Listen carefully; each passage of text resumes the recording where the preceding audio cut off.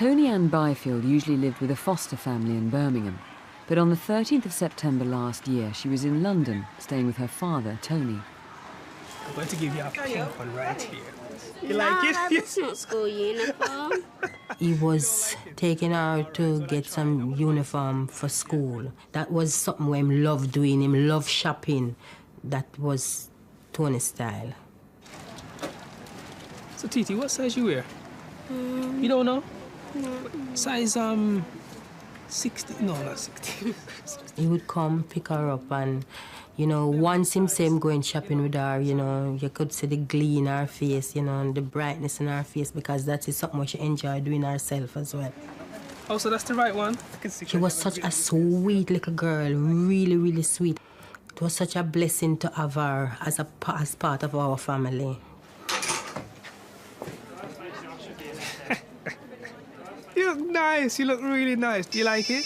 Yeah. That's nice. All right, go back inside and get changed, yeah? All right. Yeah, I'll come around later, yeah? We with TT. I'm bringing her with me, yeah? We know definitely that he was mixed up in certain things. You ready, TT? Him didn't play a perfect father for them, but him really, really loved them.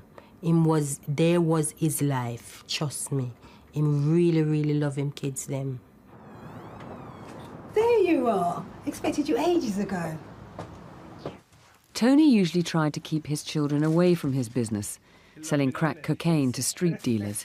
But that night, Toni-Ann was staying at his bedsit for the first time, and he had to take her along. Yeah, watch the television. Yes, sir. Yeah, watch television, man. You need to get down and relax, Mr. Come on, honey house. They left at 1:45 to make the short journey back to Tony's bedsit.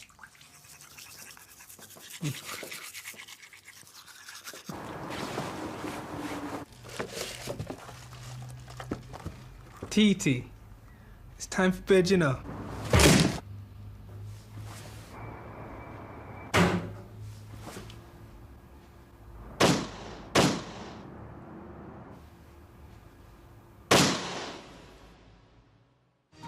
Police in London are investigating the murders of a 7-year-old girl and her father. They say the little girl has been shot in the back. Toni-Ann Byfield, 7 years old, shot in the back, and the youngest victim of the escalating gun violence in Britain. The same killer shot her father, a convicted crack dealer who survived another Toni-Ann didn't live in the flat. In fact, she was only here by chance visiting her dad for the weekend. And she almost certainly died because she was the only eyewitness to her father's murder. When she was so small, she used to cry a lot for me. So what I used to do, washing the dishes, I used to have to put her in the sink. Put her on the sink to sit down, and her foot dangling in the water and kicking over the plates and everything. And, oh my God, she was such a sweet little baby.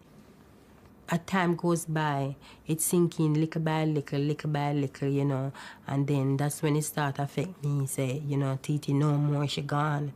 Somebody really take Titi from us, you know, in such a brutal way. Well, this is Detective Chief Inspector Neil Basu. As it turns out, we know now that Tony wasn't Toni-Ann's biological father, but nonetheless, he was very close to her. Why would anyone have wanted to kill him and then murder Toni-Ann? Well, I mean, that is the big question. And what I can say is that we know that Tony was a drug dealer, but what we now know is that he was connected very closely to a major gang that runs cocaine between Jamaica and the UK. The British link-up crew. That's correct. What I need is I need people in and around the British link-up crew to tell me what Tony's status was in that gang. I don't know whether he was working for them or whether he was working against them before he was killed. Now, people have come forward in the gangland community in Britain, haven't they? But you want more information about an incident that happened a bit earlier on in Jamaica. That's right. In June last year, Tony travelled to Jamaica for 3 weeks. Now, he was there to see his children, but while he was there, he also attempted to collect a debt of up to £25,000. Now, he annoyed someone so much that they tried to shoot and kill him in a hotel. And I need people in Jamaica and people over here with contacts in Jamaica to tell me what that was all about. Now, people are going to be nervous about coming forward, given what's happened. Can you offer them any kind of protection? All I would say is that the Metropolitan Police has a very long established tradition of protecting witnesses, and the full support the Metropolitan Police will be given to witnesses brave enough to come forward.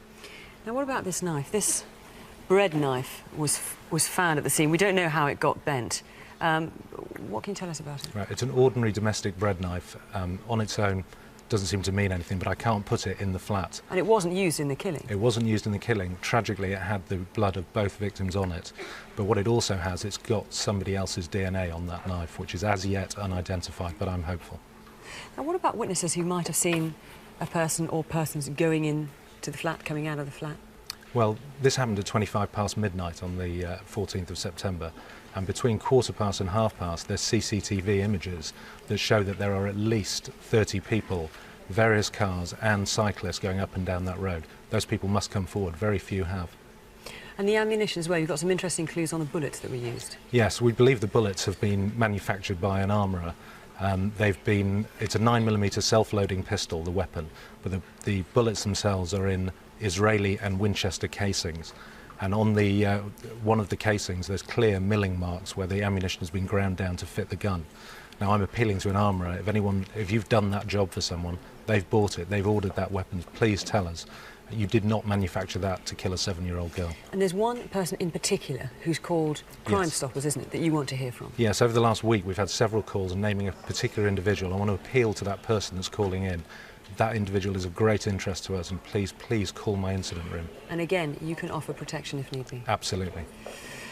Well, if you're hesitating about calling in, just think what the killers did a year ago and ask yourself if they should still be on the loose. And there's a £25,000 reward.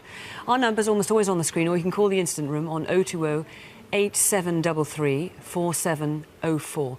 All calls will be treated in confidence, but if you prefer not to talk to a police officer, you can ring Crime Stoppers anonymously on 0800 555 111.